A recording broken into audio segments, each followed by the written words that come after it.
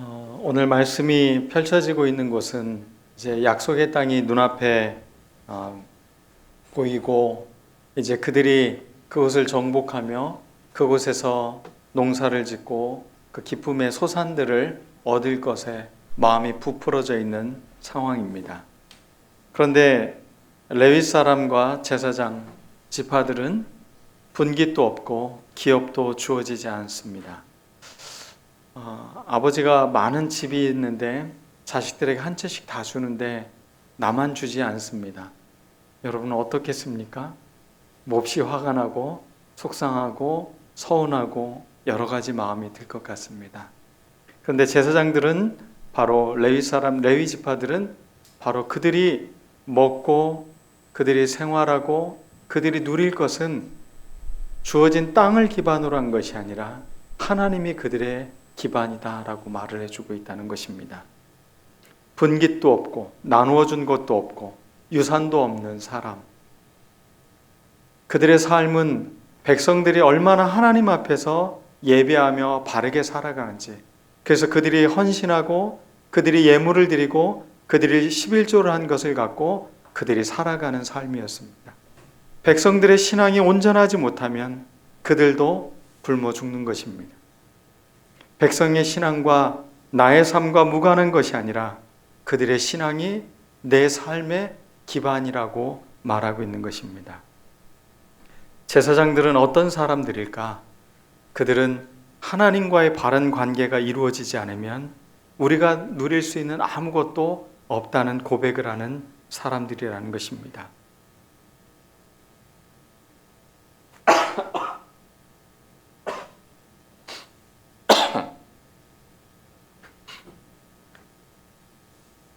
베드로 사도는 베드로전서 2장 9절 말씀에 이렇게 이야기를 하고 있습니다. 너희는 택하신 족속이요 왕같은 제사장들이요 거룩한 나라요 그의 소유가 된 백성이니 라고 우리를 설명해 주고 있습니다.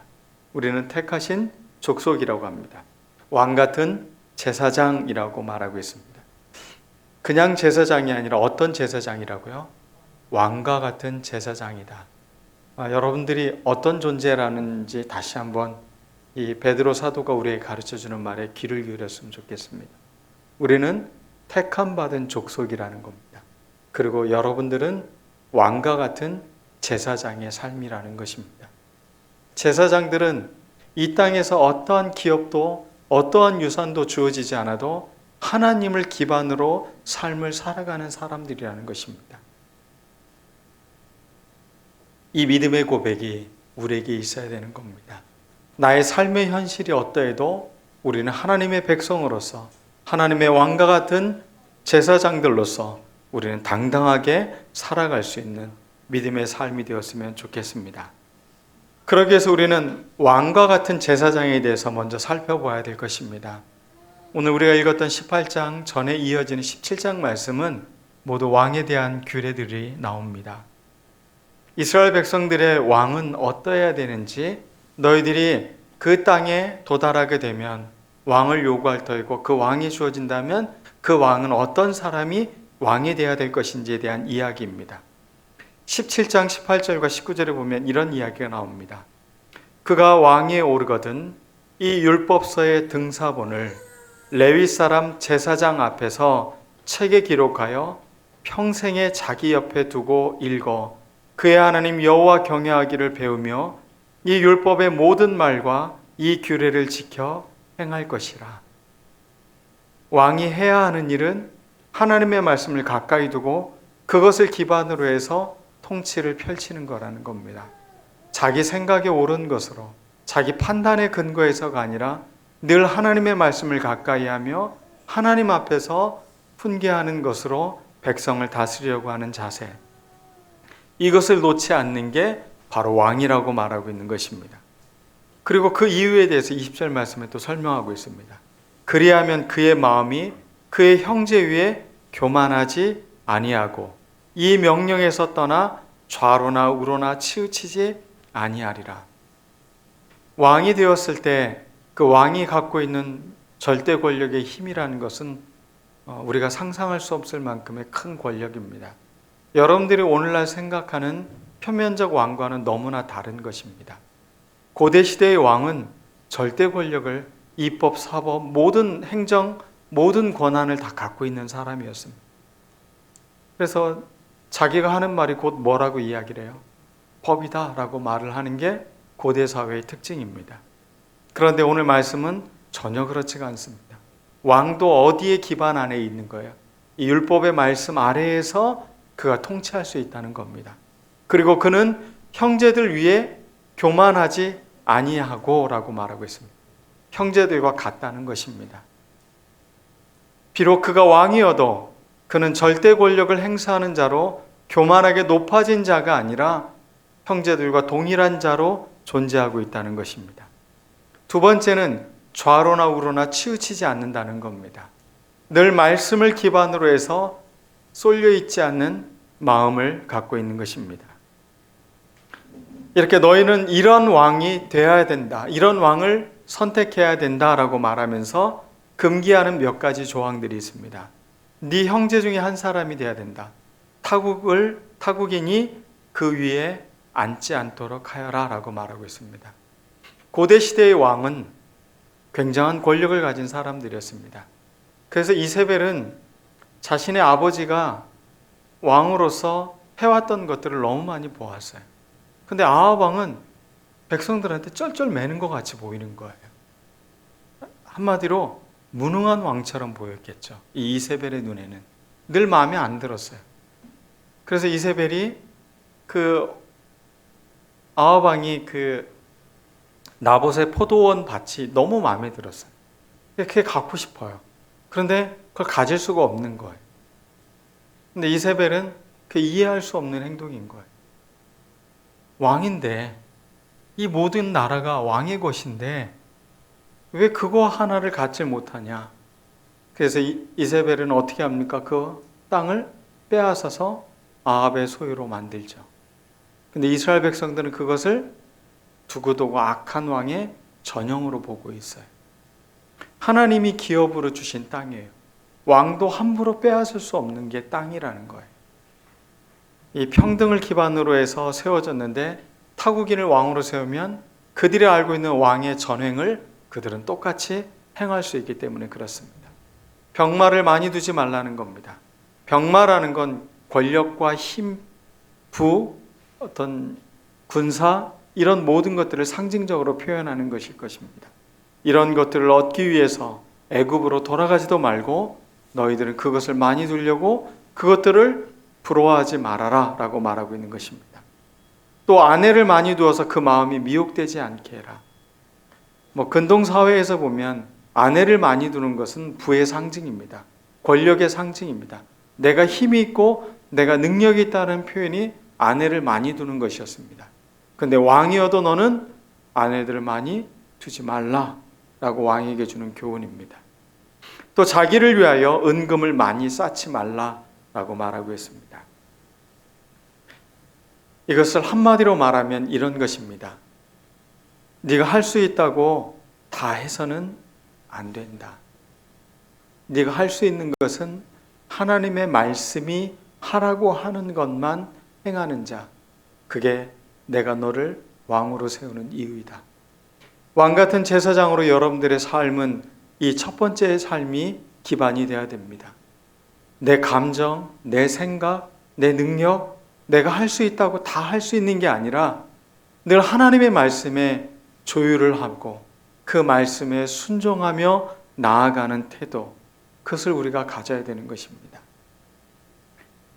우리 하연이가 어렸을 때의 일입니다. 아토피가 너무 심해서 아이의 피부가 이렇게 다 올라와 있고 아이가 그것을 막 긁으면서 짜증을 내고 그랬습니다. 그래서 아내가 그때 아주 마음의 결단을 내린 게 있어요. 아이에게 절대 안 좋은 것을 먹이지 않겠다. 그래서 사탕 같은 것도 절대 못 먹게 하고 아이의 몸에 안 좋을 만한 것들을 다 기피하고 아이를 데리고 산에 가서 풍력도 시키고 그리고 유기농으로 된 채소를 먹이고 근데 실제로 그렇게 했더니 아이의 몸이 조금씩 좋아지게 됐어요. 지금은 아토피가 없는 아이로 이렇게 성인이 될 때까지 그렇게 자라고 있습니다. 부모라는 것은 늘 마음에 아이들이 잘 자라기를 바라는 마음이 있습니다. 그래서 가장 좋은 것으로 먹이려고 하고 몸에 해롭지 않은 것으로 아이들을 키우려고 합니다. 그게 부모의 마음입니다. 하나님의 마음도 똑같습니다. 우리가 하나님의 말씀에 귀를 기울이는 것은 내가 모든 것을 다 할 수 있고 모든 걸 다 먹을 수 있다고 해서 다 행동해도 되는 게 아니라는 겁니다. 하나님의 말씀에 이렇게 하면 안 된다. 이렇게 하면 너희들이 세상의 왕과 또 세상 나라와 똑같은 나라로 변질되어져 가는 것이니 너는 그렇게 하지 말아라. 그래서 하나님의 말씀이 계속 우리에게 이러한 교훈들을 해주고 있다는 것입니다. 여러분, 우리는 왕과 같은 제사장입니다. 여러분의 삶에 모든 능력이 있고 내가 할 만한 모든 것이 갖추어져 있어도 우리는 말씀을 기반으로 해서 행동을 제한할 수 있는 사람들입니다. 하나님의 말씀으로 좌로나 우로나 치우치지 않고 그 말씀을 따라 걸어가고자 하는 우리들의 삶이 되어져야 되는 것입니다. 나에게 능력이 있다고 해서 그 능력에 포로가 돼서는 안 됩니다. 우리는 하나님의 말씀에 늘 조율되어야 되는 그런 사람들이 왕 같은 사람들이라는 것입니다. 좀 다른 왕입니다. 성경이 말하고 있는 왕과 우리가 전제로 이해하고 있던 왕과는 아주 다른 모습임을 우리가 알 수 있을 것입니다. 그래서 그런지 히브리어를 공부하면 재미있는 게 있습니다. 왕이라는 단어, 다스린다라는 단어는 다 우상과 나쁜 단어와 귀결되어져 있습니다. 멜렉, 몰록 이런 단어들이 다 다스린다, 그 당시에 우상을 상징한 건데 다 왕, 통치를 말하는 단어들입니다. 이런 걸 보면 하나님이 어떤 왕이 되어야 될 것인지, 왕은 다스리는 자가 아니라 하나님의 말씀에 다스림을 받아서 그것으로 사람들을 인도하는 사람임을 분명히 규정하고 있다는 것을 알 수 있는 것입니다. 성경에서 왜 왕의 제도를 그렇게 많이 유보했는지를 우리는 말씀을 통해서 잘 알고 있습니다. 두 번째, 우리는 제사장이라고 이야기했습니다. 왕이며 동시에 제사장이라는 겁니다. 우리는 하나님 나라 백성으로서 우리는 제사장들입니다. 우리가 이 시간 예배를 드리고 있는 이 순간, 이것은 너무나 감동적인 순간입니다. 우리를 이방인의 어떤 한 존재가 아니라, 한국 사람으로서가 아니라 우리를 하나님의 제사를 드릴 수 있는 사람들로 우리를 만들었다는 겁니다.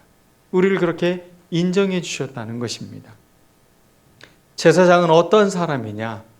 이 땅의 기업을 받은 사람이 아니라 하나님을 기업으로 받은 사람들이라는 것입니다.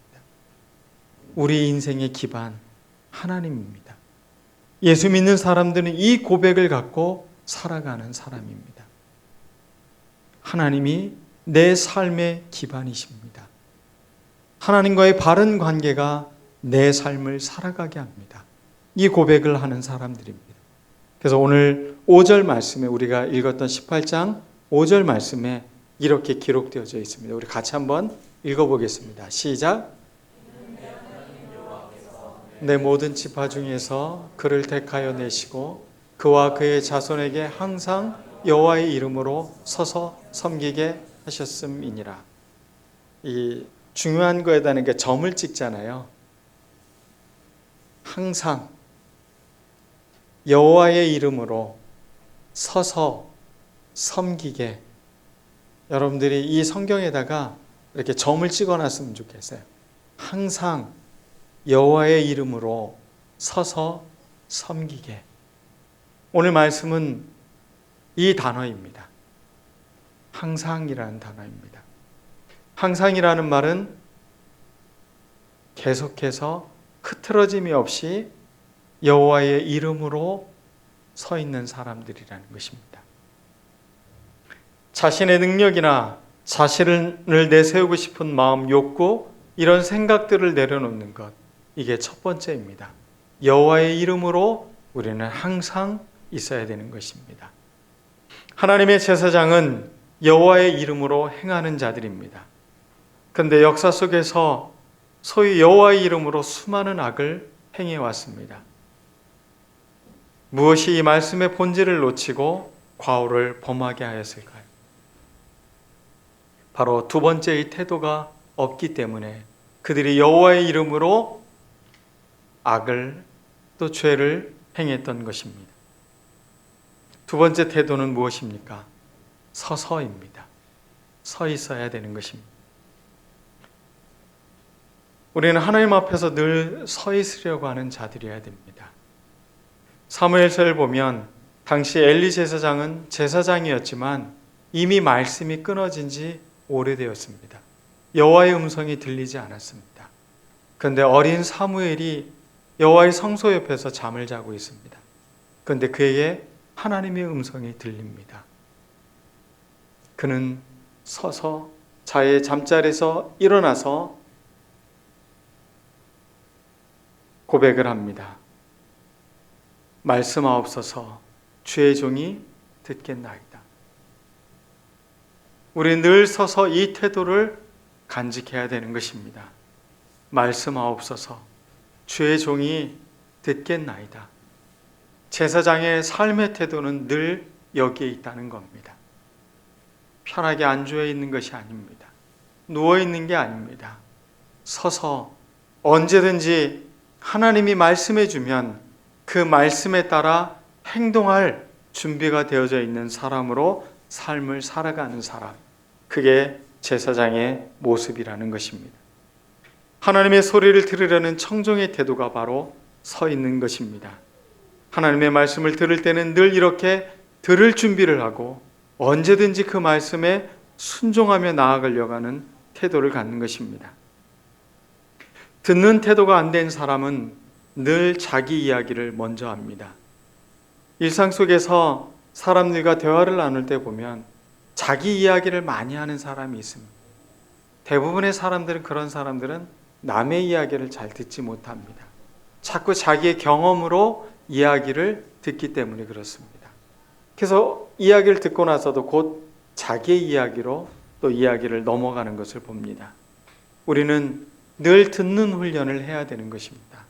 이것은 아무리 강조해도 지나치지 않습니다. 상담을 하는 사람들은 이 듣는 훈련을 합니다. 그런데 상담자도 듣는 훈련을 그렇게 훈련을 했음에도 불구하고 빨리 이 사람을 치료해야겠다라는 마음이 앞서면 상담을 하지 않고 교육으로 변화됩니다. 우리가 듣는 태도를 간직하는 것, 그것은 상대를 늘 기다리고 존중하는 태도인 것입니다.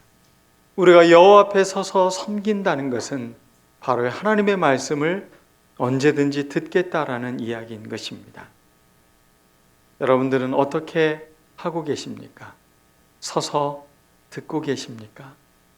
서서 듣는다라는 말씀과 반대되는 조각품을 생각해 보라면 여러분들 뭐가 떠오르십니까?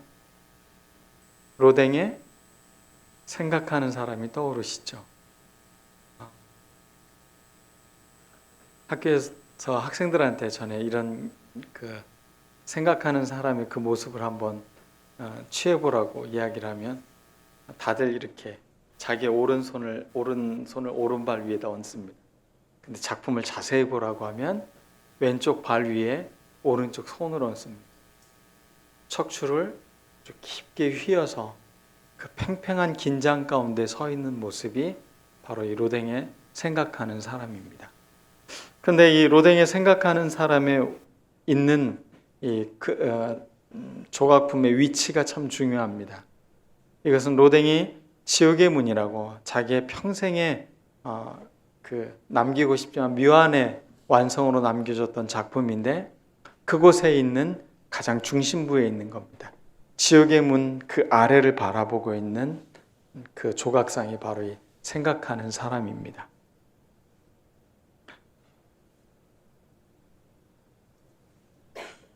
앉아서 사람들이 오고 가는 그 모습을 바라보고 있는 로댕이 만든 이 생각하는 사람.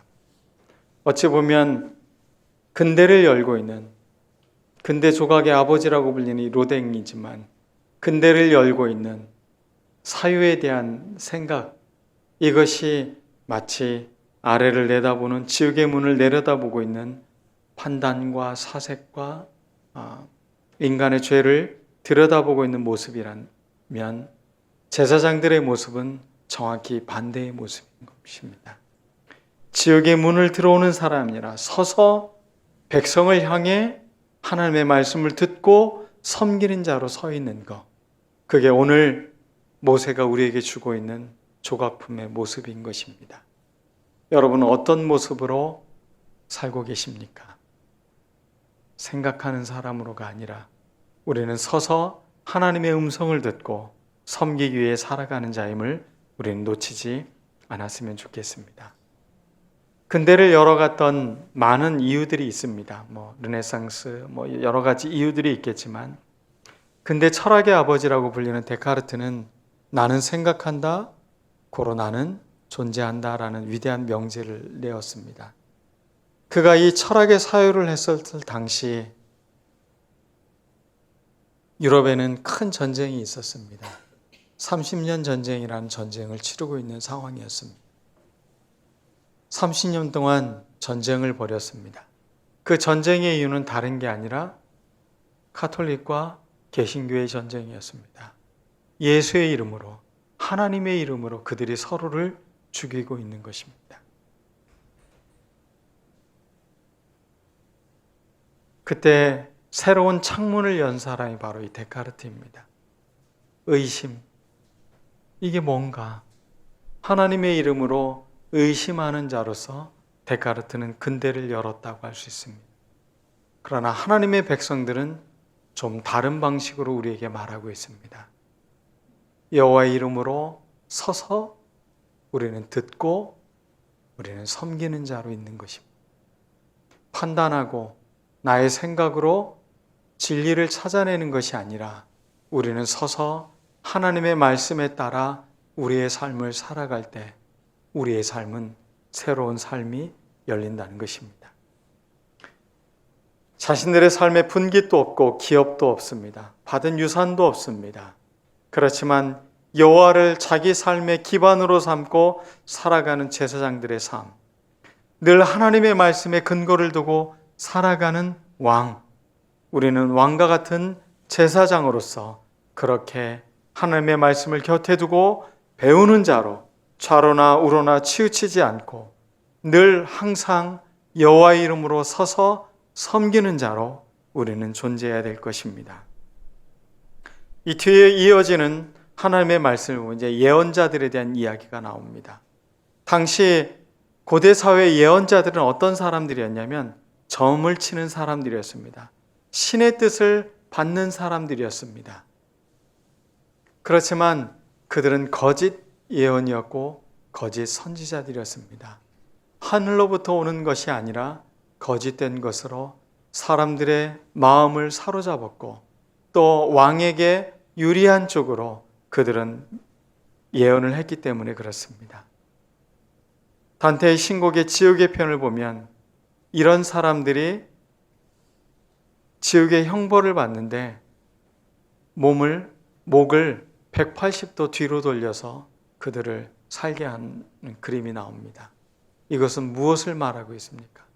앞을 내다보고 마치 그들이 미래를 바라보고 있는 것처럼 예언하고 있는 것처럼 생각하지만 그들의 형벌은 앞을 전혀 볼 수 없는 존재로 살아가게 만든 것입니다. 우리는 자칫 미래를 내다보는 것처럼 우리를 상상해서는 안 되는 것입니다. 우리는 하나님의 말씀이 보여준 그 길을 걸어가는 사람들입니다. 믿음의 예언자들, 믿음의 사람들은 하나님의 말씀으로 그렇게 세워져 가는 것입니다. 단테의 신곡에 또 다른 이야기가 나옵니다. 그것은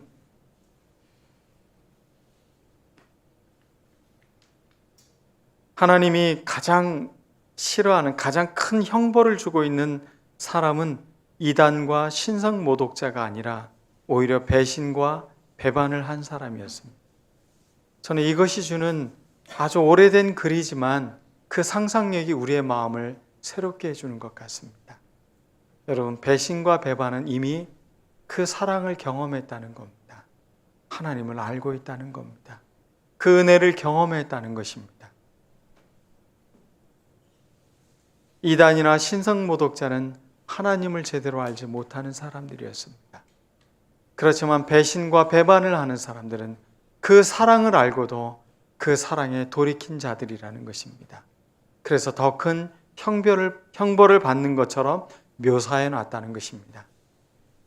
지옥이 꼭 그렇지 않다는 그렇다라고 말할 수는 없습니다. 이것이 사실이다라는 것이 아닙니다. 그렇지만 우리가 다시 한번 생각해 봐야 되는 것입니다. 과연 나의 신앙은 하나님의 사랑과 하나님의 은혜를 등지고 있지는 않은지 다시 한번 그분의 은총과 그분의 사랑에 우리가 줄을 서서 우리가 항상 여호와의 이름으로 서서 섬기는 이런 믿음의 왕과 같은 제사장들로 우리가 세워지기를 바랍니다. 기도하겠습니다. 오늘 말씀을 기억하면서 우리 기도를 드리겠습니다.